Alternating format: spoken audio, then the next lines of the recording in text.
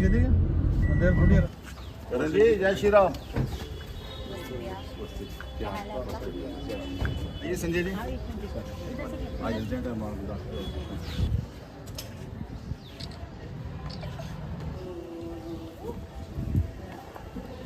गोयम प्रमाणस्ते प्रयत्नेन की जय।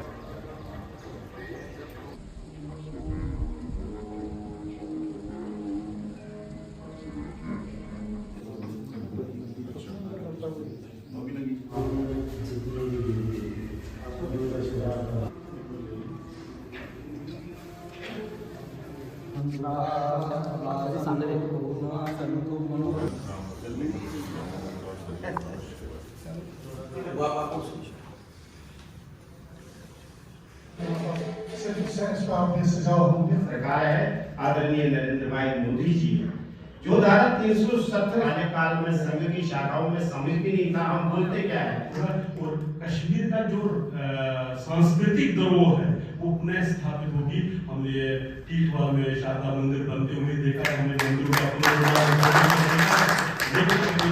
तो ये जो कम्युनिकेशन गैप है ये दूर हो जाएगा। मैं एक बार पुनिया जी को बहुत बहुत हृदय से आभार। लेकिन कश्मीरी पंडितों को आप क्या आश्वासन देके जाओगे? मैं बिल्कुल कोरा था, एक व्हाइट पेपर था, मेरे मन से अनायास निकला। मुझे किसी ने निर्देश नहीं दिया, न मैंने किसी से पूछा, न इतना समय था क्योंकि माइक बूम सामने लगा हुआ था। मैंने कहा जो पार्टी, जो व्यक्ति 370 खत्म कर सकता है, जो राम मंदिर बना सकता है, वो कश्मीरी पंडितों को उनका हिस्सा, उनकी अहमियत, उनका सम्मान भी दिला सकता है। कश्मीर में आता रहा किसी न किसी मकसद से, और कुछ संयोग ऐसा हुआ कि 2 बार अमरनाथ यात्रा करी, पैदल करी, और बहुत विकट समय में करी। आज भी वो दृश्य याद आते हैं कि मन में दहशत ज्यादा थी, लेकिन वहां जब बर्फानी बाबा के दर्शन किए और जब सकुशल लौट के आए तो घर जाने के बाद ये लगता था कि कोई बड़ा युद्ध जीत लिया हो। रास्ते से जब तक गुजरते थे, जब तक घर नहीं पहुंचे थे, तब मन में बहुत आशंकाएं थी। कश्मीरी पंडितों के बारे में मैं कहीं जिक्र कर रहा था मेरे किसी कश्मीरी मित्र से कि जो कश्मीर फाइल में दिखाया गया क्या वो सच है क्या? उस व्यक्ति ने कहा कि जो दिखाया गया पर्दे पर उससे भी ज्यादा विभत्स था। वो तो मर्यादा थी, सेंसर होता है, लेकिन उससे भी कहीं ज्यादा थी। मैं विद्यार्थी परिषद में काम करता था तो उस समय एक कश्मीरी मित्र थे, संजीव रैना, आयुर्वेद कॉलेज में पढ़ते थे। 85 से 90 के दौरान की बात है। उस समय टेलीफोन और बाकी चीजें तो नहीं होती थी, लेकिन जो भी कम्युनिकेशन होता होगा, तो कई बार वो जब परेशान होता था, इतना डिप्रेस होता था, तो हम उसको हॉस्टल के कमरे में ले आते थे और अचानक आधी रात को उसकी नींद खुल जाती थी, चिल्लाने लगता था, परेशान होता था। तो शुरू में तो हमें समझ में नहीं आया कि इतना परेशान क्यों, लेकिन बाद में पता लगा कि वो उसका परिवार इसी समस्या से पीड़ित था और उसके जेहन में वो चीज थी। उसके बाद लगभग 90 के दशक की बात है कि जब ये विस्थापन शुरू हुआ तो जयपुर की एजी कॉलोनी में कश्मीरी पंडितों का एक दल आया हुआ था, एक कैंप वहां किया हुआ था। हम लोग उनकी सार संभाल करते थे। तो मैं जो आंशिक तौर पर, सतही तौर पर कश्मीर की और कश्मीरी पंडितों की संवेदनाओं को जो समझ सका, मुझे लगता है आप भारतीय जनता पार्टी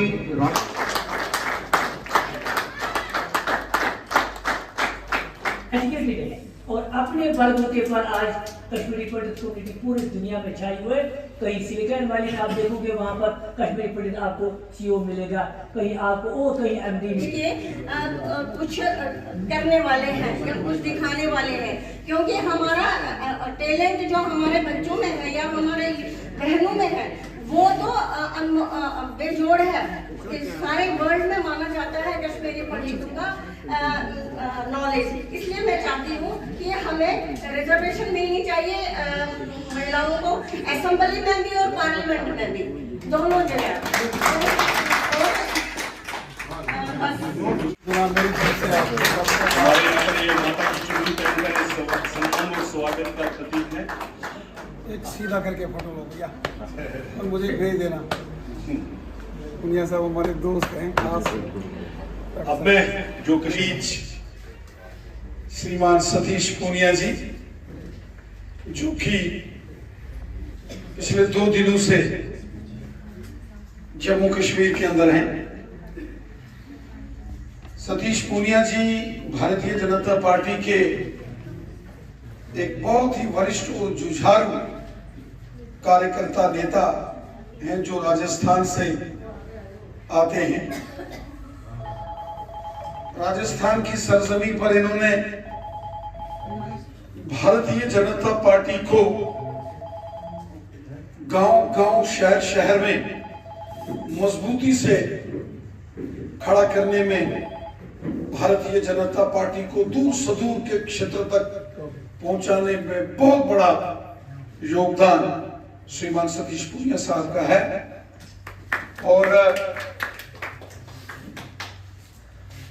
ये वहां राजस्थान भारतीय जनता पार्टी के अध्यक्ष थे और मैं जम्मू कश्मीर, तो हमारी अक्सर मुलाकात राष्ट्रीय बैठकों में होती रही है, अभी भी होती है। और वहां हमारी कार्य समिति की बैठक थी आपके वहां, राष्ट्रीय पदाधिकारी बैठक जयपुर में। क्या भव्य तरीके से उस बैठक को वहां आयोजित उनकी व्यवस्थाएं श्रीमान पूनिया जी ने की थी, हमें आज भी याद है। आपकी वो पद यात्रा हमने देखी थी जब आप अशोक गहलोत जी की सरकार के विरुद्ध आपने बिगुल बजाया था राजस्थान में। और हमारा सौभाग्य है कि इस प्रकार की बैठकें जो इलेक्शन से पहले जो समाज के अलग अलग वर्ग हैं, डिफरेंट सेक्शंस ऑफ सोसाइटी, उनसे मिलना, उनसे बात करना, उनके इश्यूज को नोट करना, और ये इश्यूज यहां से जो आपने बोले इनको लेकर ये यहां से सीधा पार्टी के राष्ट्रीय अध्यक्ष जी को देंगे और फिर ये सीधा गृह मंत्री जी और माननीय प्रधानमंत्री मोदी साहब तक ये आपके सारे विषय वहां जाने वाले हैं। और इसलिए आज कोई रैली नहीं है। आपने, चूंकि मेरा एक कुछ बैठकें चल रही थी, मैं वहां से इस समय बीच में एक बैठक कभी छोड़ के तो मैं यहां पहुंचा, लेट हो गया थोड़ा। तो हमारी कोशिश है कि ये जो अलग अलग विषय हैं,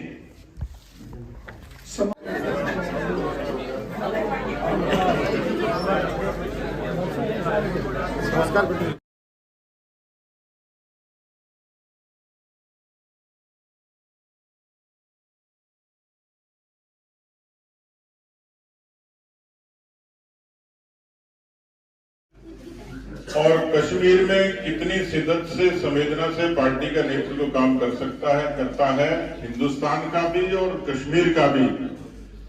जब कश्मीर में हम लोग पंचायती राज का चुनाव जीते थे तो मुझे ध्यान है कि एक बैठक में जब रैना जी को चेहरे पर जब मैंने इस तरीके की स्माइल देखी तो पता लगता था कितनी मेहनत करके हम लोगों ने मुकाम हासिल किया है।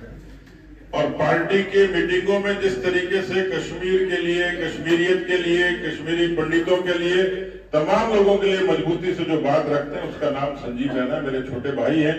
लेकिन आज मुझे खुशी है कि पार्टी के नेतृत्व ने जो आप पर भरोसा किया उसको बहुत मजबूती से निभा रखे हैं। तब आप देखिए कि वो जब कई बार कोई प्रोडक्ट बिकता है ना तो कहते हैं एक के साथ एक फ्री है। तो रैना जी तो आपके अपने हैं और मैं आपके बीच में साथ में उनके, तो एक के साथ एक फ्री स्कीम में तो आपके दो पैरोकार हो गए।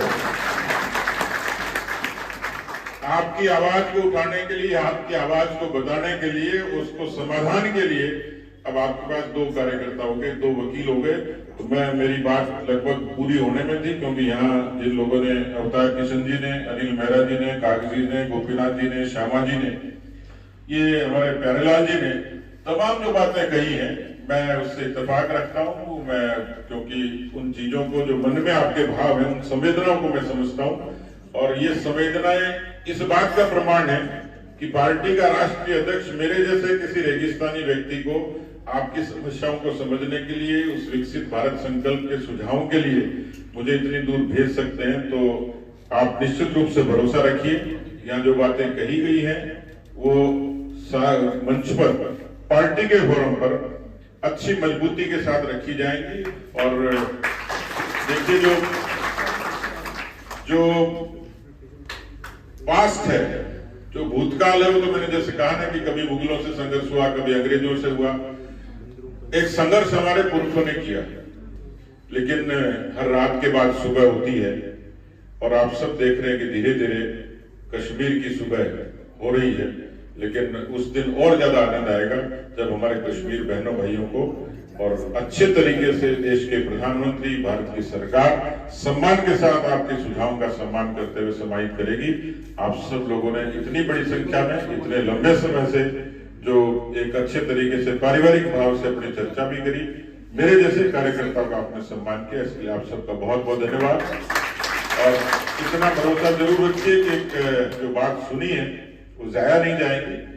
अच्छे मंच पर, पार्टी के मंच पर वो बातें साझा भी की जाएंगी। अवसर लगेगा, क्योंकि अभी कुछ दिनों के बाद मुझे तो खुशी हुई, खुद ही आप 400 पार के नारे लगा रहे थे। सीटें भले ही आपकी बेशक 3 है, लेकिन वो जो राम जी की गिलहरी का योगदान होता है, वैसे भी कश्मीर के कार्यकर्ताओं का योगदान उतना ही प्रमाणिक होगा। और जैसे राम जी की अयोध्या में महिमा हुई है, और वैसे ही माँ शारदा की महिमा और मजबूती से होगी। मैं इतना ही आपको कह सकता हूँ। बहुत बहुत धन्यवाद।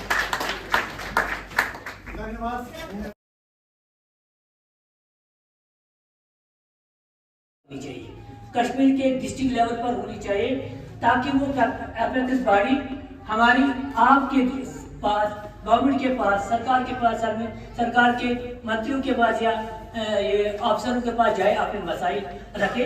वो हमें, मुझे लगता है कि वो हमारे लिए बहुत बढ़िया होगा। आगे की रूपरेखा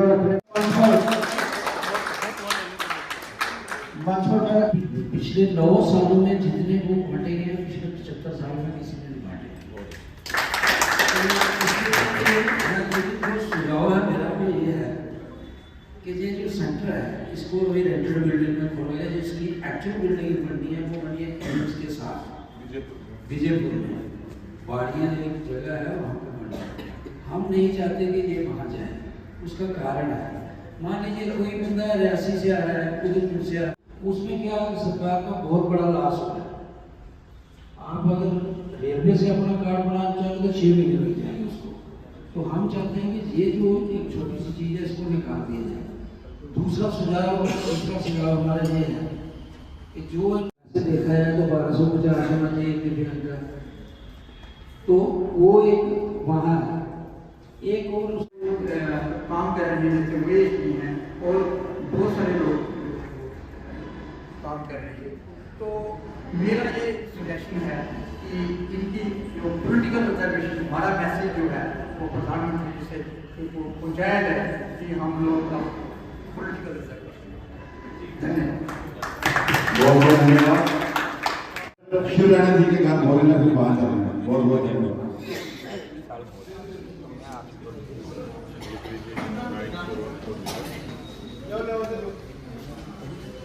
राष्ट्रीयता को आप लोगों ने बहुत अच्छे से रेस्पेक्ट किया, और मैं फिर गुजारिश करूंगा कि ऐसे सीधे सच्चे सरल जनप्रतिनिधि को, और जब ये आपके बीच में है, 500 सालों का संघर्ष था, लाखों लोगों का बलिदान था, और केवल प्रतीक नहीं था, आस्था का प्रतीक था, संस्कृति का प्रतीक था। आज यदि राम मंदिर बनता है तो जम्मू और कश्मीर के सनातन लोगों में एक, और जिस तरीके का दृश्य कश्मीर के बारे में दुनिया देखती थी वो बंद हो, उस पर भारत की सरकार ने, सुरक्षा बलों ने, भारत की सेना ने और तमाम एजेंसीज ने बहुत अच्छे तरीके से उसमें सफलता भी पाई है। ये बात ठीक है कि जमहूरियत का, कश्मीरियत का और इंसानियत का अपना एक लगाव है, जो अटल बिहारी वाजपेयी जी कहते थे। वाजपेयी जी की तर्ज पर मोदी जी भी उस बात के लिए कमिटेड हैं, और मैं देखता हूं कि पिछले कुछ अरसे में मोदी जी की 2-2 विजिट हुई हैं, जम्मू आए और श्रीनगर भी, और 7 तारीख को तारीखी जी। तो ये कमिटमेंट दिखाता है और इसलिए इसमें कोई दो राय नहीं है। जो 1 नेशन 1 इलेक्शन की बात चलती है, तो जब 1 नेशन 1 टैक्स हो सकता है, 1 नेशन 1 राशन कार्ड हो सकता है, तो धीरे धीरे देश में लोकतांत्रिक तरीके से भी सुधार हुए। लेकिन शांति, लोगों की सुरक्षा, ये प्रायोरिटी थी। आने वाले समय में मैं कोई अथॉरिटी तो नहीं हूं, लेकिन मुझे कश्मीर का एक अच्छा भविष्य साफ तौर पर दिखता है और वो भविष्य लोकतांत्रिक तरीके से ही होगा, क्योंकि ये जब सारी चर्चाएं चली हैं तो भारत की सरकार भी इससे इत्तेफाक रखती है और इसलिए मुझे पूरा भरोसा है। इलेक्शन कमीशन ने भी अपना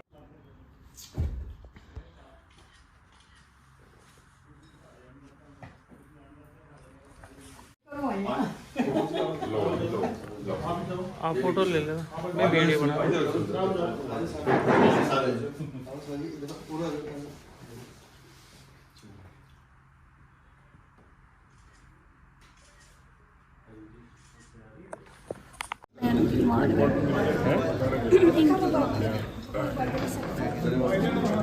जाओ, बाकी जो रह गया वो है। हाँ नहीं प्रतिभा जी, चलो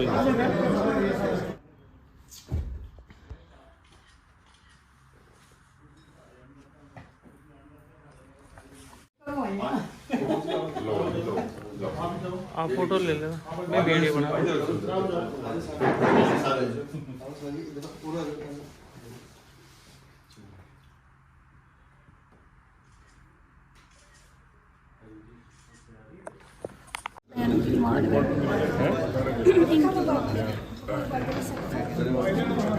जाओ, बाकी जो रह गया वो है। हाँ नहीं प्रतिभा जी, चलो नहीं सारी